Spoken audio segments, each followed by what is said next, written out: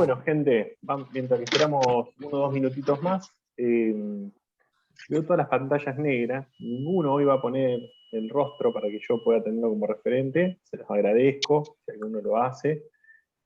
Por otro lado, veo que somos muchos menos de lo que veníamos siendo. Calculo que, gracias Pablo, siempre ahí atento a poner la cámara. Por otro lado, veo que ya somos menos de los que empezamos, suele ser habitual en todos los cursos. Yo no sé si porque los vengo aburriendo demasiado y no vienen entendiendo nada. Aguántenme un segundito. O si porque estamos en verano, ¿no? Hoy el calor nos dio un poquito de tregua, me animé a preparar el mate, o sea que no es poca cosa.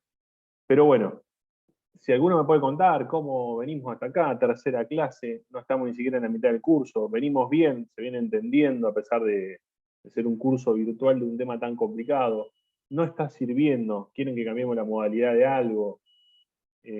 Muchos me van consultando cosas por Instagram, trato de responder lo más rápido que puedo. Pero bueno, la verdad que yo, desde mi percepción como docente, veo que la cosa viene bastante bien, por lo menos por la aceptación que va teniendo en mi red social, por ejemplo. Así que, no sé, cuéntenme ustedes, 2 minutos, no sé cómo vienen. Todo se puede modificar, todo se puede mejorar, todo se puede cambiar, podemos cambiar el docente, no sé, alguna vuelta le podemos buscar. Hola, profe. Por ahí yo estaba un poco perdida en cómo calcular el eje y vi que usted subió en Instagram y yo quería saber si usted no puede, no sé a dónde conseguir el PowerPoint para poder revisar a ver cómo se calcula mejor. Ya, el Power yo se los pasé a los chicos del ALDE. Si los chicos tuvieron una jornada nacional de la agrupación, así que venían un poco atrasados, una semana atrasados por cuestiones de organización. Yo hoy termina la clase y les vuelvo a pasar el Power de la clase pasada, si quieren, y el de esta clase. Yo creo que mirando de vuelta el Power, que está explicado como paso a paso, lo vas a poder entender. ¿Está? Si no, lo que te pido, por favor, si no lo pudiste entender del todo, me escribís ahí por el Instagram y vemos cómo podemos hacer para, de última, en alguna de las clases, retomar eso. ¿Te parece? Dale, sí, gracias. Bueno, ¿el resto bien? Sí, bien por ahora, Sí, profe. profe. Se entiende bastante bien, creo. Bueno, Está vieron bueno. que Sí, muy bien. es difícil, y encima con la virtualidad, por ahí en la presencialidad es un poco más fácil, ni hablar esto si vos lo haces durante la guardia, como solíamos hacer con los practicantes en la guardia, mientras que vas haciendo el nivel de electropaciente, vas discutiendo los temas, es mucho más sencillo. Bueno, la clase de hoy, si todo marcha bien, gracias Jerónimo ahí que me escribe por el chat, esto para hipertrofiar un poco el ego también del docente, ¿vieron? Se me da en el verano y metemos un poco de onda de todo esto. Bueno, si todo marcha bien, la clase de hoy debería ser cortita. La idea es que veamos las 2 arritmias auriculares que nos quedaron, que son bastante frecuentes. Como nos fuimos estirando un poco con el tiempo de las clases, yo había una clase que la había preparado para misceláneas, o sea, un conjunto de cosas que podíamos ver relacionadas al electro. No la voy a sacrificar, pero sí le voy a sacar cosas a esa clase. Porque la realidad eran cosas muy, muy específicas, es como para decir, bueno, terminamos de ver hasta estos detalles del electro.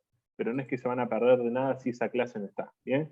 Las clases fundamentales son las de generalidades, las de arritmia auricular y ventriculares, y todo lo otro es como para complementar, que son los temas más frecuentes que uno suele ver en relación al electro. ¿Bien? Bueno. Entonces, hecho esta primera introducción y ganando un poco tiempo para ver si sumaba alguien más, miren, ya somos 75 personas, tenemos un promedio de 100 personas por clase, así que venimos muy bien. Vamos a arrancar con el Power de hoy. ¿Está? Muy bien. Déjenme que comparta entonces. Muy bien. Bueno, ahí estamos compartiendo. A ver. Vamos a abrir. Esperen un segundito, discúlpenme. Vamos directamente a la diapositiva que corresponde a la clase de hoy.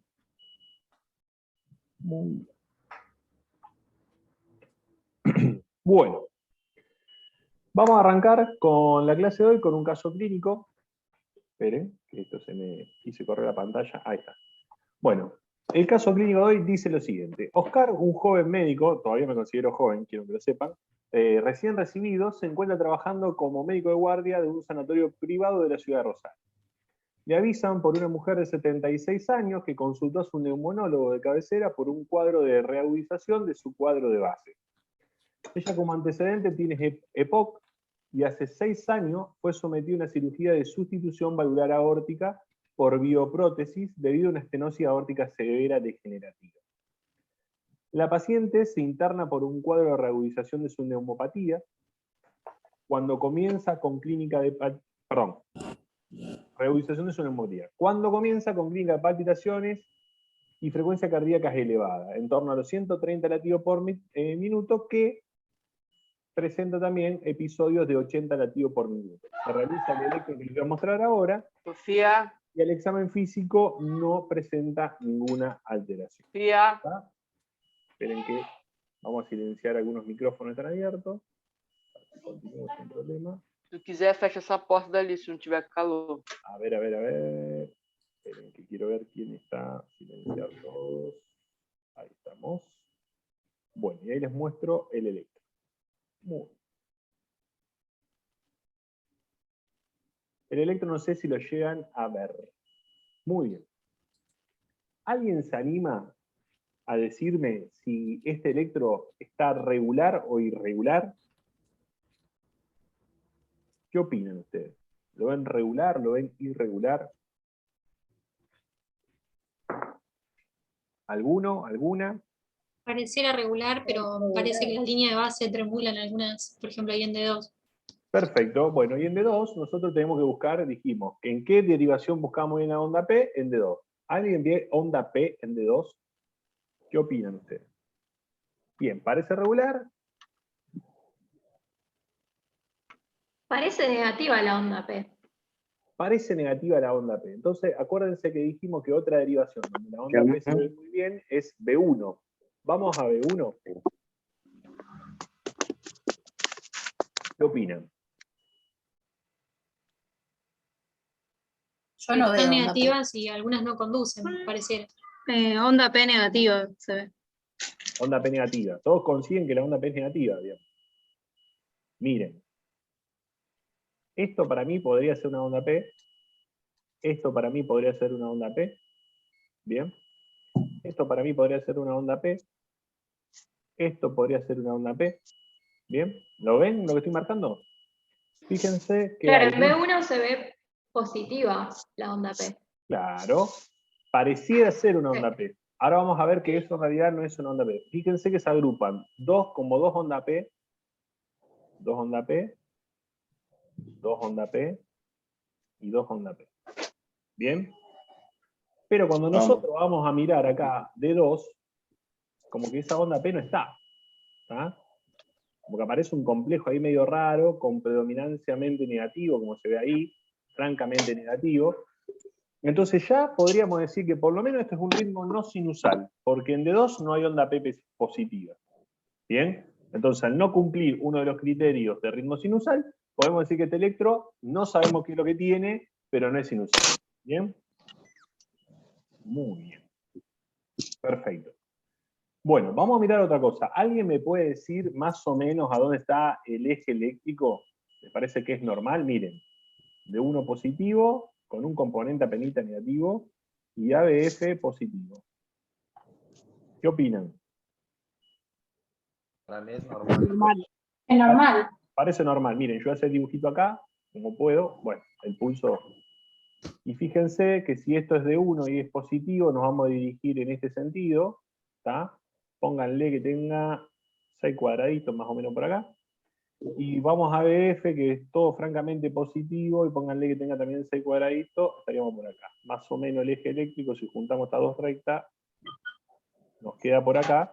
Entonces nos queda en el cuadrante de la positividad y nos queda en el cuadrante de la normalidad. ¿Bien? Muy bien. Sí. ¿Alguien iba a decir algo? ¿Continúo describiendo un poco este electro? Bueno. Sí. Este electro, dentro de lo que aprendimos, podríamos decir que en realidad nosotros no lo podríamos tener en cuenta porque no se ve la estandarización, no se ve cómo está calibrado. ¿Bien? En ningún lugar. Suponemos que está bien. ¿Está? Pero fíjense, la estandarización no está visible, así que podemos desconfiar de este electro tranquilamente. ¿Está? Bueno. ¿Alguien se imagina qué puede llegar a tener este electro? ¿O no tienen ni idea? Para empezar, mi Un idea. bloqueo. Un bloqueo. ¿Quién dijo bloqueo? Sí. ¿Quién Yo dijo acá, bloqueo? Rocío. Rocío. ¿Por qué decir un bloqueo? Porque hay como Y P que porque no no están hay, seguidas de QRS. claro, sí. Muy bien, es una opción. O ¿Qué sea, más? una disociación sería. Claro. ¿Quién más? ¿Y por qué de 2 o es de 3 se ve dos R's? Una R' y la R, dos R's. Bueno, eso todavía nosotros no aprendimos nada de lo que tiene que ver con el complejo QRS y las distintas manifestaciones alteradas del QRS. Bien. Así que eso no lo vamos a dar jerarquía y no tiene nada que ver con la presencia de bloqueo, ¿no? Bien. Ustedes quédense con ese concepto por ahora. Miren, yo lo que le diría es que lo que a mí más me llama la atención de este electro es que hay QRS estrecho, o sea que sabemos que la energía eléctrica se está produciendo en la parte alta del corazón, por lo menos sabemos que se está produciendo en el nodo AB, del nodo AB hacia arriba, o sea, en la zona de las aurículas, pero algo raro está pasando con la actividad auricular porque podemos ver que en D2 no hay una onda P positiva y que en B1 aparecen como dos especies de onda P. ¿Bien? ¿Estamos? Entonces, si yo no supiera nada de medicina y sé algunos conceptos de electro, por ejemplo, podría decir que este electro tiene una alteración en la actividad auricular. No sé qué es, pero podríamos estar hablando de que a lo mejor hay una arritmia auricular. ¿Bien? Por eso les repito que el secreto de encontrar estas arritmias es buscar la onda P. ¿Bien? Bueno, lo que tiene este paciente, vamos a verlo, es básicamente algo que se llama aleteo auricular o flutter. ¿Bien? Para poder explicarle el aleteo, voy a salir 2 segundos, voy a dejar de compartir 2 segunditos, vamos a ir a otra diapositiva. Y le voy a compartir esta otra. Ahí estamos. Y les voy a explicar algunos conceptos muy importantes de estas arritmias. ¿Bien? Muy bien. Bueno, miren, el aleteo se caracteriza por lo siguiente. En este grafiquito que nosotros tenemos, recordemos que lo que se encuentra en este sector corresponde a la aurícula derecha, y en este otro sector está la aurícula izquierda. ¿Bien? Nosotros sabíamos que el aparato cardionector, el nodo sinusal, o sea, este nodito que vemos acá, se ubicaba en la aurícula derecha. ¿Bien? Y de ahí, como podemos ver con la flechita de acá, es que la energía se distribuye por todo el territorio auricular. ¿Bien? Lo que pasa en el aleteo es que se generan circuitos de corriente dentro de las aurículas de forma espiralada y que son muy grandes. Entonces, de alguna forma, la energía en las aurículas no es como debería ser, pero tiene algún cierto grado de organización. ¿Tá? ¿Qué queremos decir con eso? De que hay muchos focos donde se está produciendo actividad eléctrica, que son focos de gran tamaño, por eso se habla de circuitos de macro reentradas, circuitos muy grandes, y que lo que hacen es que la actividad auricular no sea totalmente concordante con la actividad ventricular. ¿Tá?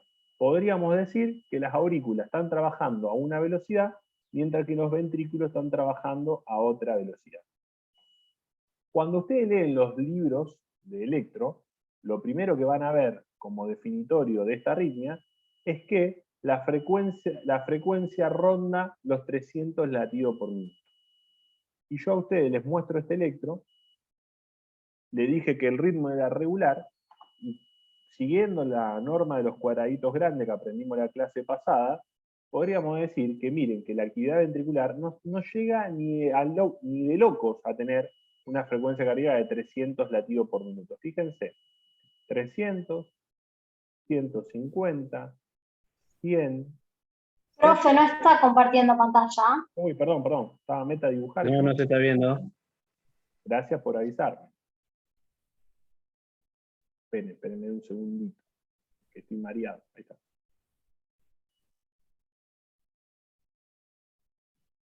Ahí ahora sí, ¿no? Ahora estoy compartiendo pantalla. Sí, ahora sí.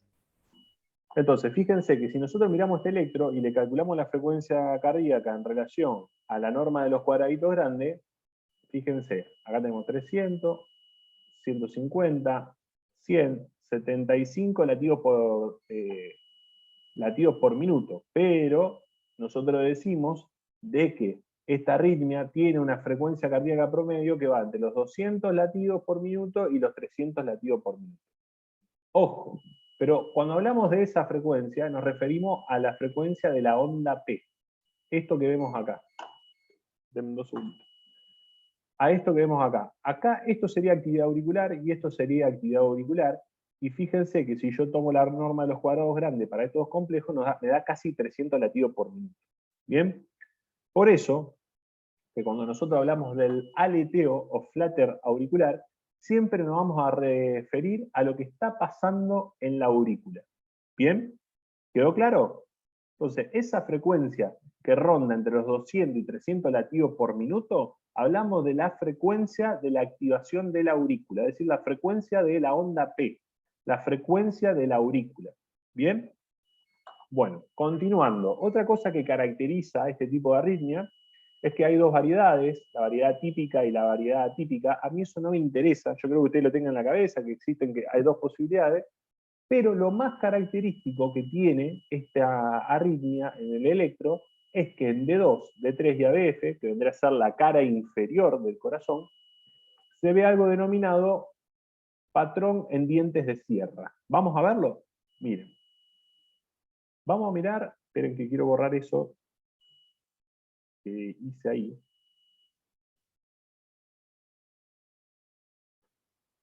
Ya estoy más canchero, ¿vieron? Algunos consejos que me van pasando. Fíjense, acá en D2, estas lomitas con los QRS simularían a los dientes de un serrucho. Por ejemplo, en B3 este patrón se ve perfecto. ¿Está? Muy, pero muy bien. Sí. En D3 se ve perfecto. En B3 se ve perfecto. Pero siempre este patrón, el diente de serrucho, lo vamos a buscar en la cara inferior. ¿Tá? A veces no se visualiza en la cara inferior con tanta claridad, pero sí se visualiza en, ¿cómo usted se llama? En alguna otra derivación. ¿Está? Muy bien. Profe, hay una pregunta, o sea que lo común es que en la cara inferior veamos como en B3, en alguna de las Exactamente. derivaciones de cara inferior que se ve así. Exactamente. Probablemente en D2, D3, ABF, vos encuentres este patrón en dientes de sierra o dientes de serrucho, como ustedes lo están viendo en B3, pero lo van a encontrar en la cara inferior, o sea, en D2, D3 y ABF. ¿Bien? ¿Por qué lo vemos bien en este electro en B1, B2 y B3? Sobre todo en B1 y en B2. Porque probablemente este circuito de macrorreentrada corresponde a un aleteo auricular típico, donde las características típicas de esta arritmia lo solemos encontrar o en la cara inferior o en las derivaciones B1, B2 y B3, que son las derivaciones derechas del corazón. ¿Bien? Solamente por eso. Continuamos con las características de esta arritmia. Perdón, profesor, ¿puede repetir? Sí, lo repito. Normalmente la característica, el patrón característico de esta arritmia se llama patrón en dientes de sierra o en dientes de serrucho. ¿Bien? Que en este electro que yo le estoy presentando se ve bien en la derivación B3. ¿Ok? Esto que ustedes ven en B3 normalmente lo van a buscar en la cara inferior del corazón, que está representada en el electro por las derivaciones D2, D3 y ABF. Bien, ahora, si ven este patrón muy marcado en la derivación B1, B2 y B3, que representan las derivaciones derechas del corazón, es porque esta arritmia se está originando en la aurícula derecha. Y eso corresponde al patrón típico o común del aleteo auricular. ¿Quedó claro? Sí, se entiende. Sí. Fíjense que acá en este mini resumen que yo le hago de las características de la arritmia, dice, este patrón, el de dientes de sierra, consiste en una ondulación que presenta un segmento lentamente descendente seguido de una deflexión negativa que cambia rápidamente a positiva. Para que quede más claro, es esto que ustedes ven acá. Tiene una tendencia a ser un complejo netamente negativo. ¿Ven cómo se va hacia abajo? Miren acá, se ve perfecto, ahí se ve perfecto. Y esto es lo característico del patrón común del flutter. El patrón común o típico suele dar una deflexión, una inclinación negativa de estas ondas de actividad auricular. ¿Bien? Estas ondas de actividad auricular se llaman ondas alfas. ¿Bien? Y en algún lugar las van a encontrar también como ondas F. ¿Está? Alfa o F. ¿Bien? Muy bien. Otra cosa importante, que en las derivaciones precordiales, o sea, B1, B2, B3, las precordiales derechas, se suelen ver ondas auriculares positivas puntiagudas. ¿Bien? Vamos al electro, fíjense cómo se ven ondas positivas puntiagudas que nos pueden confundir con onda P, pero son tan puntiagudas y nada redondeadas que no hay dudas de que se está hablando de ondas de fibrilación, de aleteo. ¿Bien? Estas ondas P así, bien triangular, se suele ver en lo que se llama onda P pulmonar. Por ejemplo, en la hipertensión pulmonar o en el TEP. Repito esto. Otra característica del aleteo auricular es que en las derivaciones derecha, B1, B2 y B3, uno puede ver ondas de aleteo puntiagudas, que si no estuvieran acompañadas de dos complejos, estuvieran solitas, o el paciente no tuviera palpitaciones, y por ejemplo tuviera una clínica compatible con TEP, y uno las ve unas ondas P bien puntiagudas, sería una onda P pulmonar que es típica del TEP o de patología primaria de la aurícula derecha. ¿Bien? ¿Se entendió eso? Sí, sí. Sí. Y fíjense que dice, la frecuencia ventricular puede variar en esta arritmia. ¿Bien? Y fíjense que hablamos de conducción 4-1, 1-1, 2-1, 1-1. ¿Bien? ¿Qué es esto? Si yo cuento acá y veo una onda de aleteo, otra onda de aleteo, y después aparece un QRS, yo digo que la conducción es, cada dos ondas de aleteo corresponde una onda de fibrilación. ¿Está? ¿Se entendió? Eso es lo que quiere decir conducción 2-1. Ahora, para mí, como médico, ¿es importante decir a qué velocidad está conduciendo el aleteo? En principio les voy a decir que no, porque si ustedes están en una guardia, el objetivo terapéutico va a ser el mismo, no les cambia saber si es 2-1, 1-1, 4-1, 3-1, no les cambia. Sí es importante para cardiólogo, porque cuanto más acelerada esté la conducción de la aurícula, es decir, que por ejemplo sea 4-1, la relación de las ondas de aleteo con las ondas de QRS, más difícil va a ser volver a ese paciente a ritmo sinusal. Esto es un concepto re importante. Todos estos pacientes que presentan estas arritmias, como perdieron el ritmo sinusal, nuestro objetivo como médico va a ser a volverlos a ritmo sinusal, a que vuelvan a recuperar el ritmo. ¿Bien? Cuando nosotros intentamos, y no podemos hacer que los pacientes vuelvan a ritmo sinusal, nosotros nos vamos a concentrar que por lo menos la frecuencia cardíaca ventricular no sea alta. ¿Bien? Entonces, si fracasamos en lo que decimos nosotros, en lo que se llama control de ritmo, nuestro objetivo como médico va a ser otro totalmente distinto, y va a ser otro que se llama control de frecuencia. ¿Quedó claro? ¿Se entendió? Bueno, entonces, como Sí. todas las clases, ya conocemos de qué es, cómo se origina esta arritmia, por circuitos de macrorreentrada a nivel de las aurículas. Ya sabemos que lo que vamos a buscar es el patrón en dientes de sierra o en dientes de serrucho en la cara inferior, y en su defecto lo vamos a ir a buscar a las derivaciones precordiales derechas. Sabemos de que cuando hablamos que la frecuencia es de 200 a 300 latidos por minuto, nos estamos refiriendo a la frecuencia que presentan estas ondas auriculares. Y sabemos de que hay una variedad que se llama típica o común, y hay una que se llama atípica. ¿Bien? Entonces lo que vamos a tratar de hacer es hacer el ejercicio que hacemos todas las clases de resolver nuestro caso clínico. Entonces, miren, primero, fíjense, acá lo que le marca la resolución es que en D2, D3 y ADF vamos a buscar el patrón de ondas de encierra. ¿Está? Y acá le pone, si es negativo, si es negativo en la cara inferior, hablamos de que el circuito es antihorario, por lo tanto esta es la presentación típica. Lo que veníamos hablando hasta recién. Típica. Ustedes imaginen que ahí dice típica. Y si estas ondas, en vez de ser con esta característica de dirigirse hacia abajo, son positivas en la cara inferior, el circuito de activación es horario y es la versión atípica. ¿Ok? Después, fíjense que en la cara, en las derivaciones derechas, que son B1, B2 y B3, puede haber ondas P puntiagudas. ¿Bien?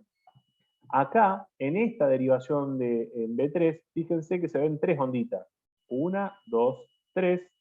Y acá se vería otra más, porque el electro está chiquitito, y sería la conducción 4-1. ¿Bien?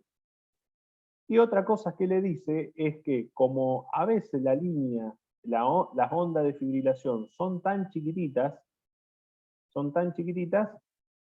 nosotros los podemos confundir con una fibrilación auricular. Una cosa que quiero que se lo pongan así en grande y lo resalten. Si ustedes se confunden un aleteo auricular con una fibrilación auricular, no van a hacer ningún tipo de mala praxis, porque el tratamiento de estas arritmias son iguales. Las dos arritmias se tratan igual en agudo. O sea, ustedes como médico de guardia, si tienen una FA o un aleteo, no les cambia la cosa. ¿Bien? No les cambia el tratamiento. ¿Bien? ¿Quedó claro eso? Lo importante es que lo sospechen. Que usted diga, no, esto es un aleteo porque tiene estas características en el electro. O esto es una FA porque tiene esta característica en el electro. ¿Bien? Y acá les traje un electro. Esperen que quiero borrar para poder explicarles bien. Acá le traje un electro que si ustedes lo miran bien, fíjense, primero, en D2, acá pareciera ser que hubiera onda P, pero vemos dos lomitas y son bien francamente positivas. Si vamos a ADF vemos exactamente lo mismo, como si fueran dos ondas P bien seguiditas, el QRS que está bien, vamos a ADF, vemos exactamente lo mismo. Bien, si lo llegan a apreciar, como estos complejos de activación auricular son positivos en la cara inferior, este es un aleteo auricular atípico. ¿Bien? Y fíjense que nuevamente en B1 se ven como piquitos. ¿Está? ¿Lo llegan a ver? O sea, que si ustedes miran este electro, fíjense que es igual al anterior, está casi a la misma frecuencia cardíaca, casi la misma presentación, pero lo que cambia es la positividad de las ondas de aleteo en la cara inferior. Entonces, el primer electro, este que vimos acá, fíjense que esto tiende a ser más negativo, es un aleteo típico o común, perdón, me fui para atrás, y este es un aleteo atípico, bien, pero sigue siendo la misma arritmia.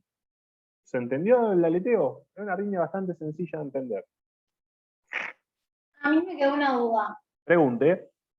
Para sacar la frecuencia de las contracciones auriculares, tenemos que tener en cuenta, igual con los cuadraditos, entre P y P.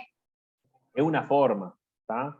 Vos lo que podés decir es que si hay 2 ondas, está a 300 latidos por minuto. ¿Bien? Si hay 3 ondas, la distancia entre los segmentos de aleteo van a ser más cortitos, por lo tanto va a estar más rápido. ¿Tá? Cuantas más onditas vos tengas previo al QRS, más rápido está el aleteo. ¿Bien? Pero, a ver, mucho, la verdad es que no te interesa la frecuencia de activación auricular. Es como te decía, le interesa al cardiólogo, porque sabe que cuanto más activación auricular tenga, más difícil va a ser controlar el ritmo. Eso le interesa al cardiólogo, sobre todo al arritmólogo, porque esta arritmia tiene como tratamiento la ablación, se pueden ablacionar, ¿tá? Y eso sí le interesa mucho al arritmólogo. A vos como médico de guardia, como médico de todos los días, la verdad que no te importa tanto la activación de la aurícula. Sí, lo que quiero que ustedes recuerden, porque después van a los libros, lo leen, y se quedan como el concepto que la que va a 300 latidos por minuto es el ventrículo. ¿Bien? Y la que está yendo a 300 latidos por minuto es la aurícula, no el ventrículo. ¿Bien? Acá cuento una anécdota. Miren, me pasó hace exactamente casi medio año atrás. Yo estaba de guardia en el Roque San Peña, lugar donde siempre hice guardia, y una médica del CIE llamó por teléfono al CIE para derivar a un paciente que estaba con un aleteo, ya habíamos hecho varias medidas terapéuticas y no respondía, y empezó con descompensación hemodinámica. ¿Bien? Entonces pido la derivación de una coronaria porque el manejo iba a tener que ser con algunas drogas que nosotros no tenemos, o incluso iba a tener que ser con un marcapaso transitorio.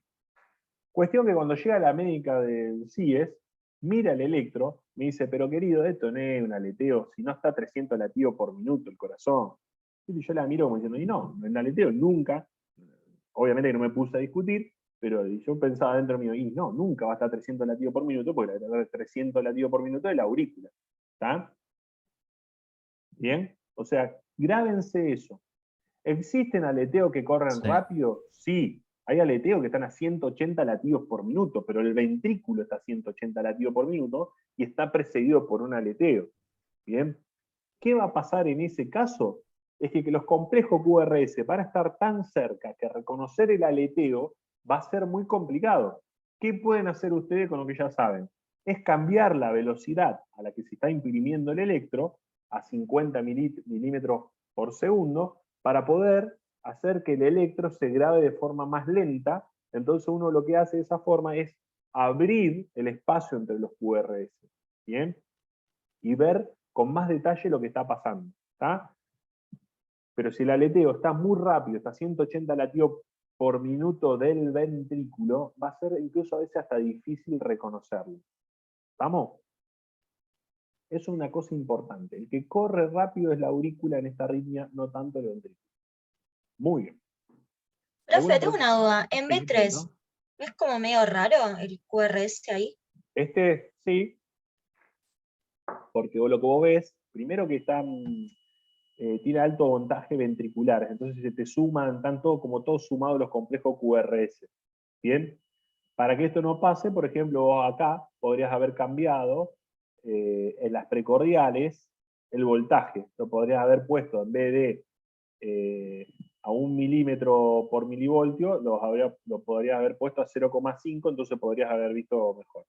Y segundo, lo que vos ves es como que, para que te lo quiero marcar para poder explicarme.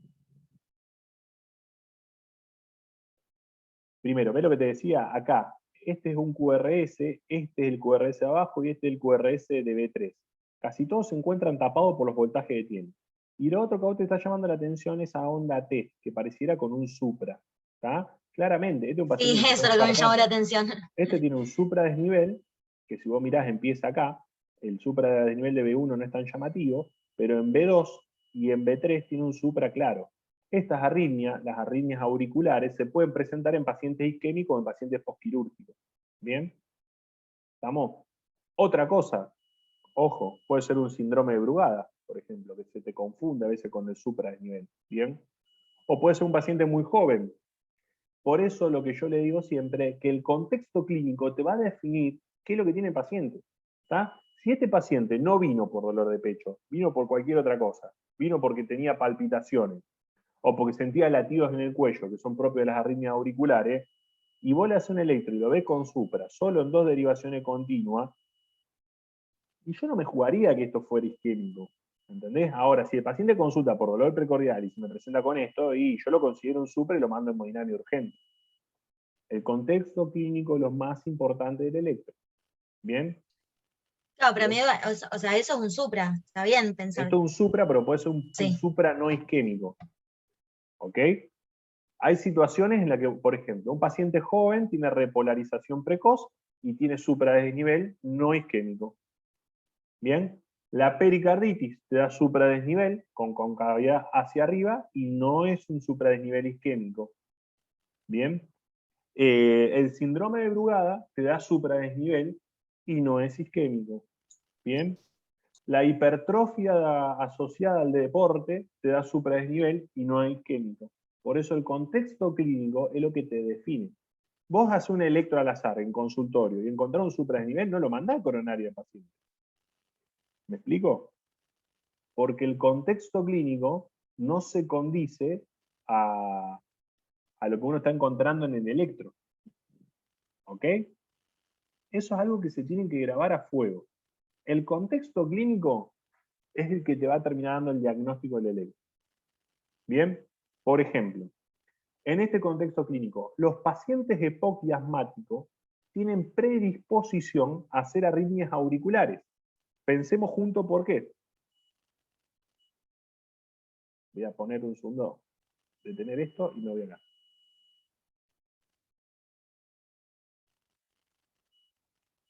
Los pacientes EPOC y los pacientes asmáticos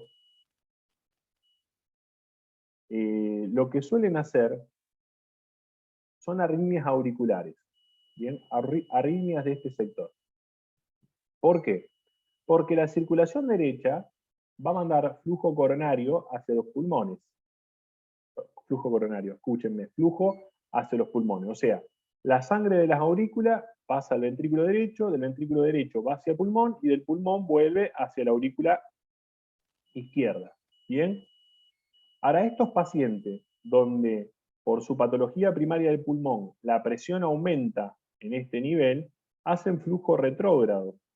El flujo vuelve hacia atrás. Y toda esta presión retrógrada no es tolerada por el ventrículo, porque un ventrículo de pared muy, pero muy finita, entonces la va a soportar toda la aurícula, y con el paso del tiempo se deforma. Al deformarse, ¿ustedes se acuerdan que los miocitos tienen una unión intercelular que se llama disco Z? No sé si recuerdan eso. ¿Bien? De histología. Sí. Los discos Z lo que permitían era que cuando la energía eléctrica estimulaba a una célula auricular, a una célula ventricular, o sea, un miocito cardíaco, estimulaban la de al lado. Entonces funcionaban como un sincicio, como un grupo celular que trabaja de forma coordinada. Al dilatarse la aurícula, esas uniones empiezan a alterarse y la energía eléctrica empieza a circular mal.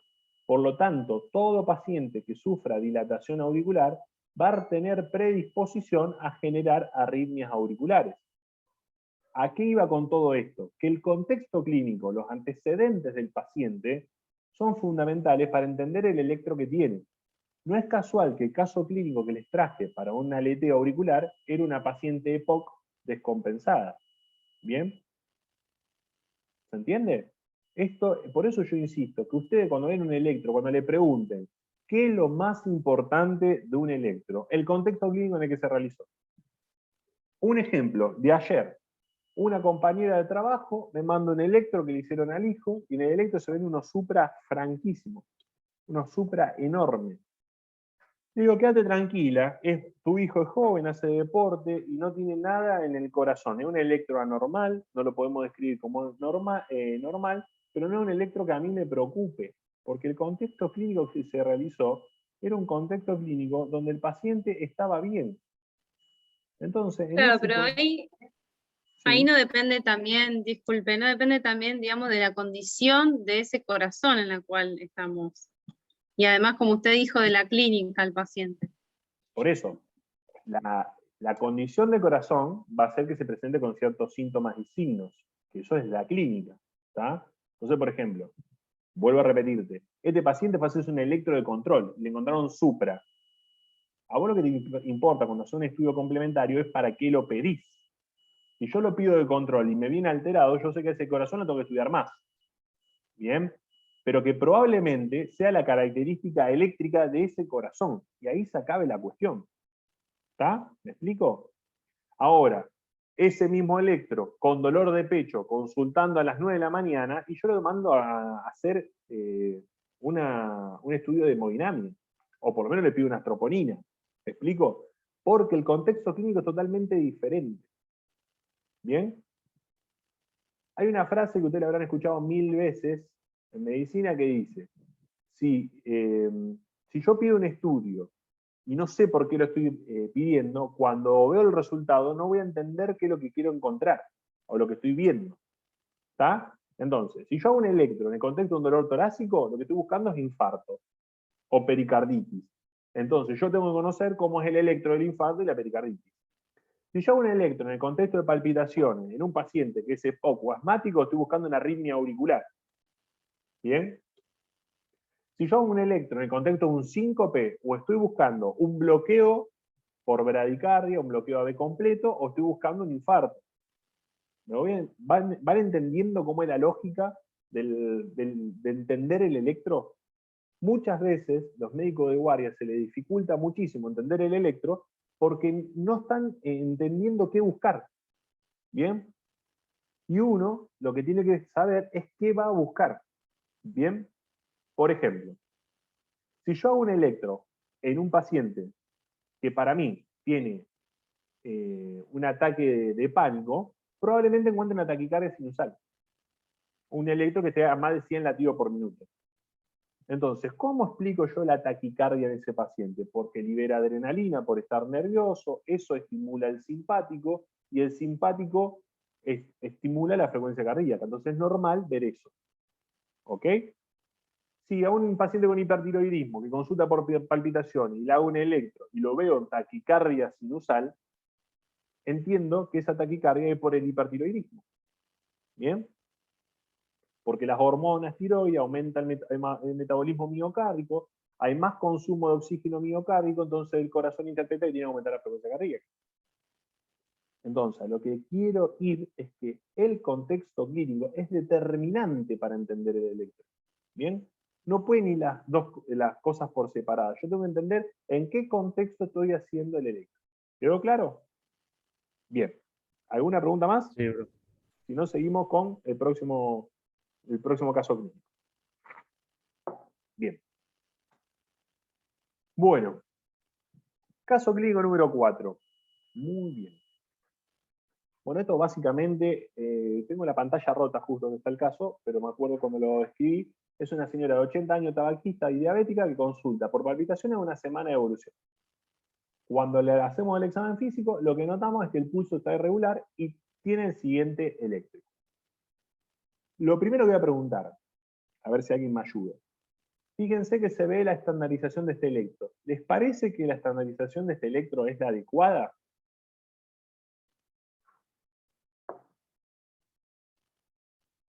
¿Se acuerdan que era la estandarización?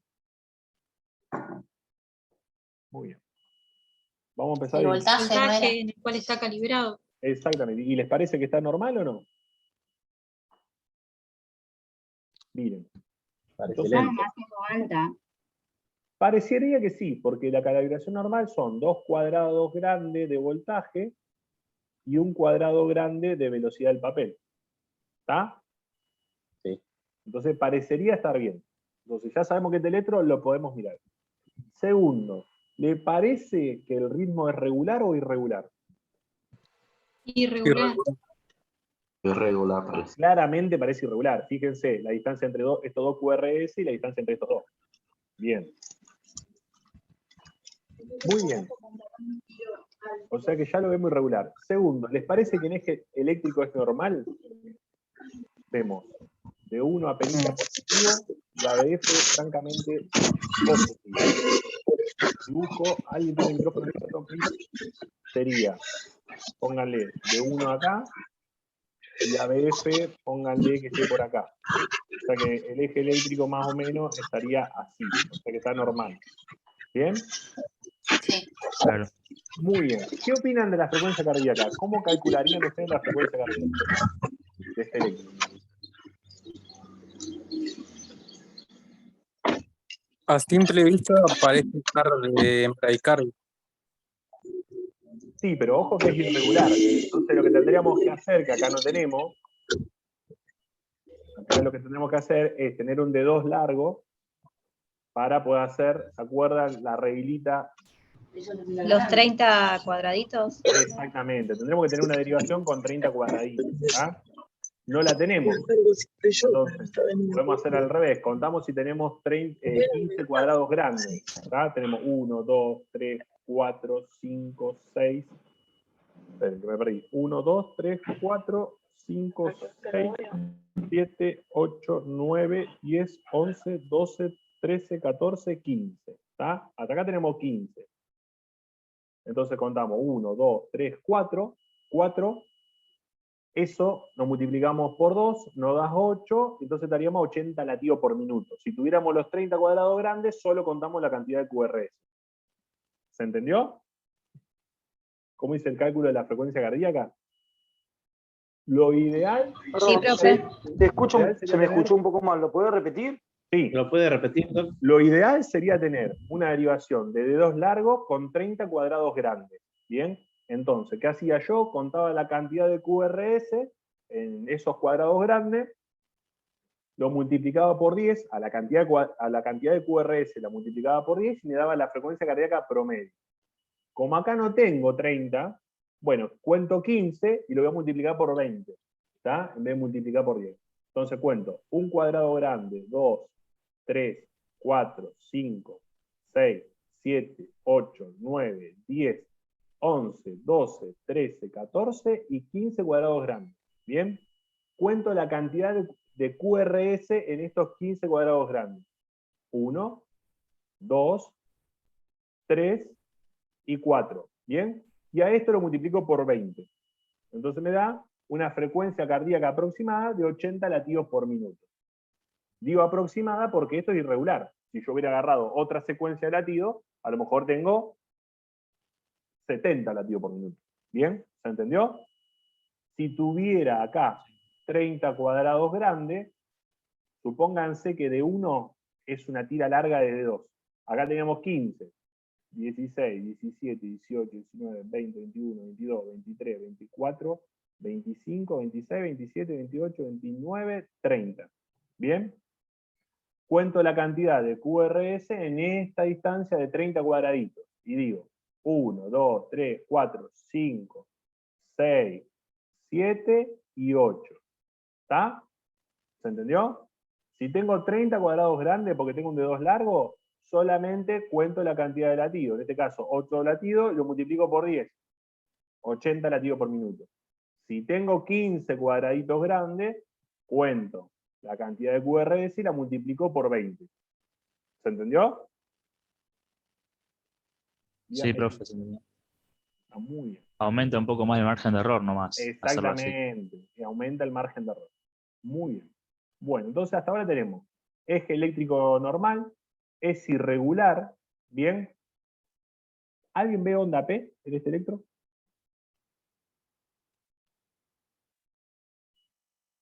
Parecería que no tiene onda P. Entonces, como no tiene onda P, decimos que es un electro que no es sinusal. No sabemos qué ritmo tiene, pero sinusal no es. ¿Bien? Muy bien. Entonces, hasta ahora lo único que sabemos es que es irregular, que el eje está normal, que la frecuencia cardíaca está más o menos 80 latidos por minuto y que no es sinusal. Y lo otro que podemos ver, que los QRS son estrechos, o sea que la actividad viene de las aurículas. ¿Bien? Entonces, estamos frente a una arritmia auricular que es irregular. Hasta ahora, de todo lo que vimos hasta ahora, había 2 arritmias que eran irregulares, o 3 si quieren. La primera que era la arritmia sinusal, ¿se acuerdan? Pero la distancia entre las ondas P tendría que ser menos a 160 milisegundos, o sea, menor a 4 cuadraditos chiquititos. La segunda arritmia que vimos que era irregular eran las extrasístoles, ¿bien? Pero como decíamos que las extrasístoles eran latidos aislados, en realidad el electro de base del paciente era en ritmo sinusal y podíamos ver las extrasístoles, ¿bien? Y la tercera posibilidad frente a una arritmia que sea irregular es esta que tenemos ahora, que se llama fibrilación auricular o FA. ¿Bien? ¿Se entendió? Sí, bro. Perfecto. Yo sé que digo muchas veces se entendió bien, pero son mis muletillas, ténganme paciencia. Vamos a explicar cómo se originan estas arritmias. Esperen que quiero dejar de compartir 2 segundos. Vamos a compartir el otro Power.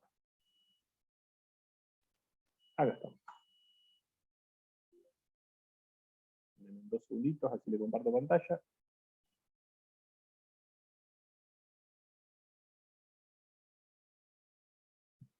Muy bien. Bueno, entonces, ¿se acuerdan que cuando hablamos del aleteo, dijimos que había mucha actividad auricular, pero había lo que se llamaba circuitos de macro reentrada? ¿Bien? Eran circuitos grandes y organizados. La diferencia entre el aleteo y la fibrilación es que acá los circuitos van a ser más pequeños, los circuitos de activación auricular van a ser más pequeños, van a venir de todos lados, o sea, van a ser multifocales, y como están tan desorganizados y tan distribuidos por ambas aurículas, lo que van a hacer es que la activación de la aurícula, o sea, la energía en las aurículas, sea caótica. Esto es un quilombo para la aurícula, le viene energía de todo lado. Entonces, la aurícula pierde por completo la capacidad de contraerse. ¿Bien? Esa es la característica que diferencia el aleteo de la fibrilación auricular. En el aleteo los circuitos de actividad eléctrica son grandes y son organizados. En la FA, en la fibrilación auricular, los circuitos eléctricos son pequeños, multifocales y totalmente desorganizados, haciendo que la actividad de la aurícula se vuelva caótica. ¿Bien? Esa es la mayor característica que tienen la FA. ¿Bien?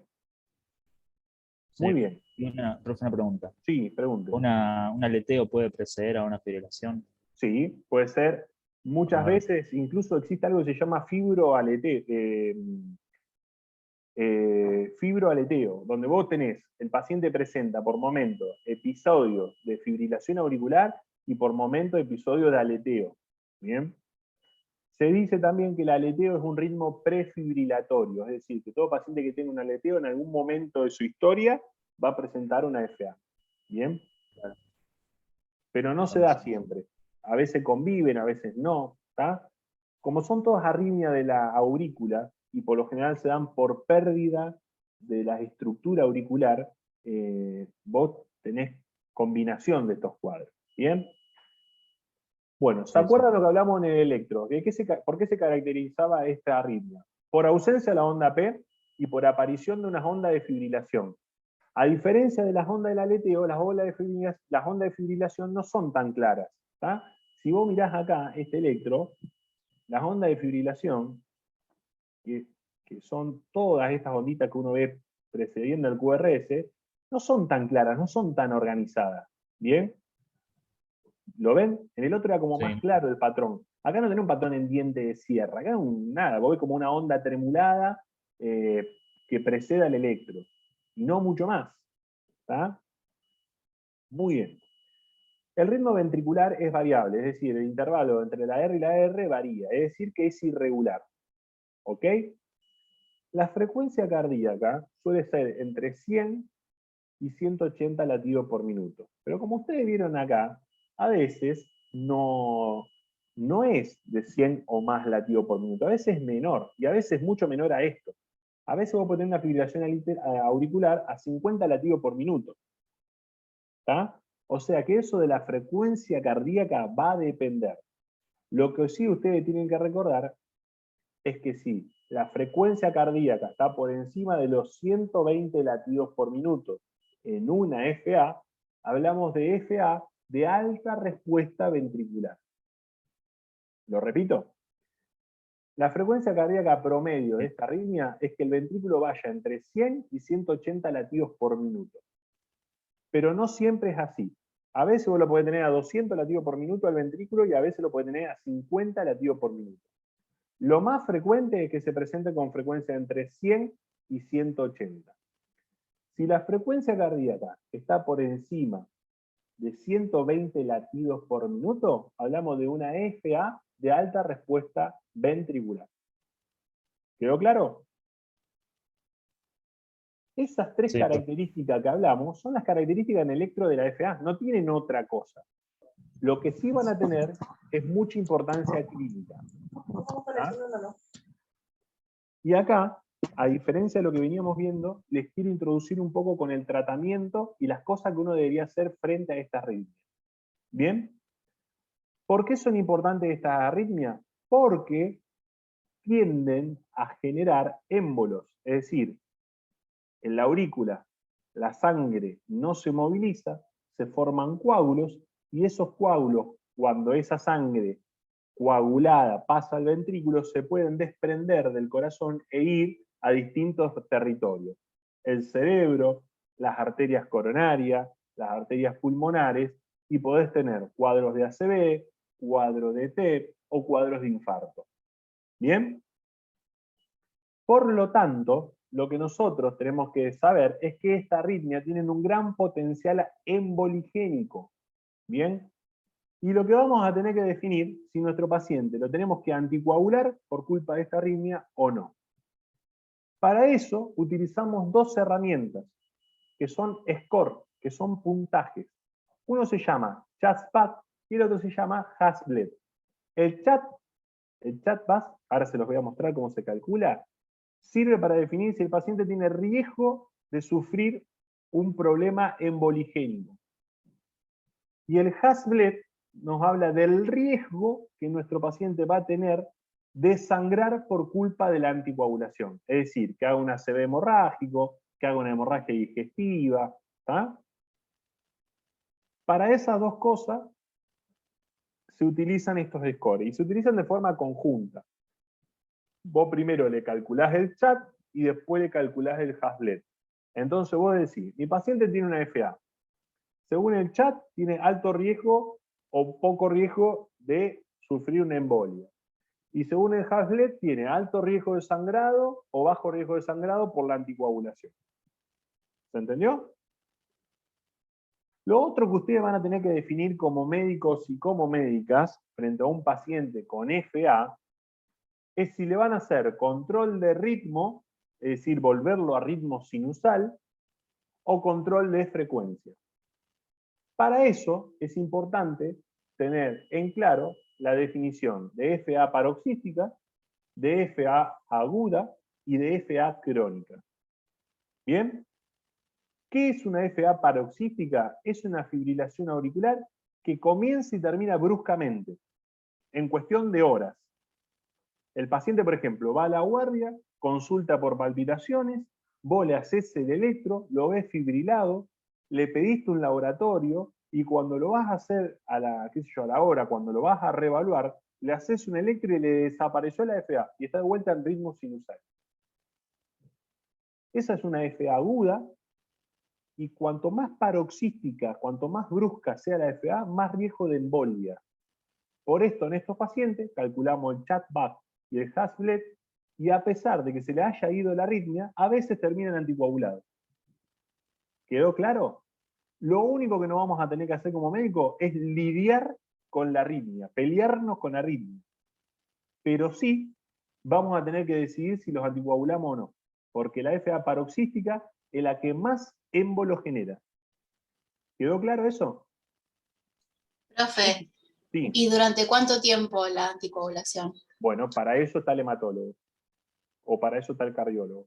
¿Tá? En realidad, lo que te quiero decir es que hay una guía específica que te dice, según las características del paciente, tanto tiempo de anticoagulación. ¿Tá? Por ejemplo, nosotros en la salud pública seguimos anticoagulando con acenocumarol, y en los privados se utilizan los nuevos anticoagulantes, apixaban, dabigatran, pixaban, que son mejores.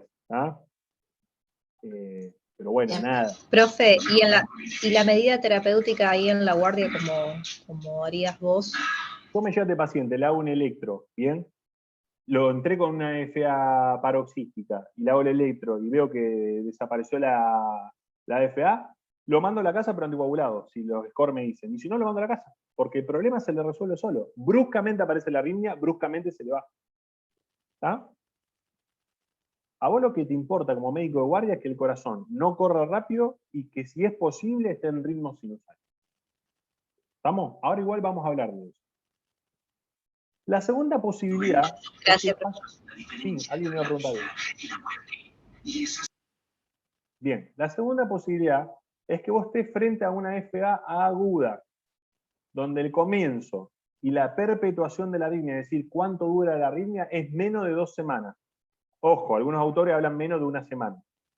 Entonces, por ejemplo, era el caso de esta paciente que hacía 1 semana que estaba con síntomas, que estaba con palpitaciones. El caso clínico nos habla de una paciente hipertensa, diabética y tabaquista que hace 1 semana, de 80 años y mujer, que hace 1 semana estaba con palpitaciones. Bueno, esa señora tiene una FA aguda. ¿Bien? Pero dentro de las FA agudas, a nosotros lo que nos interesa es saber si empezó con los síntomas hace menos de 48 horas o hace más de 48 horas. Si tenemos en claro de que la arritmia tiene menos de 48 horas, nosotros la podemos tratar en la guardia, con el objetivo de volverla a ritmo sinusal. Si hace más de 48 horas que está con los síntomas, nuestro objetivo no va a ser volverla a ritmo sinusal, sino va a ser que la frecuencia cardíaca sea menor a 120 latidos por minuto. Lo repito nuevamente. FA aguda, comienzo y perpetuación de la arritmia menor a 2 semanas.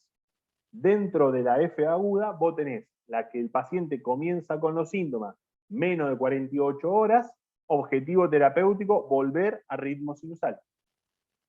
O la arritmia, que tiene más de 48 horas de síntomas, objetivo terapéutico, controlar la frecuencia cardíaca. ¿Quedó claro? Si nosotros con el interrogatorio del paciente no podemos definir si hace menos de 48 horas que empezó o hace más de 48 horas, siempre vamos a optar por controlar la frecuencia cardíaca. Osquitip, y esto se la anotan enorme. Frente a la duda, le controlamos la frecuencia y el ritmo no lo tocamos. ¿Quedó claro?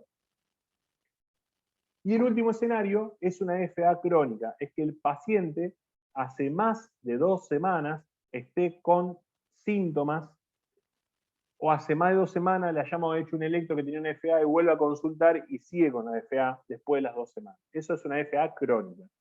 Ese paciente, el objetivo terapéutico no es volver a ritmo, sino solamente controlarle la frecuencia. ¿Quedó claro? ¿Se entendió? Es importante tener claro los de la definición. ¿Bien? Para entender qué es lo que vamos a hacer como médicos, de guardia. Bueno, acá les muestro los 2 scores. Fíjense, se llama CHAS-VAS porque lo que mide es si tiene enfermedad cardíaca, si tiene hipertensión, si es mayor a 75 años, si el paciente tiene diabetes, si el paciente sufrió ACV o infarto o AIT, si tiene historia de enfermedad vascular y si tiene sexo femenino. Esto va sumando distintos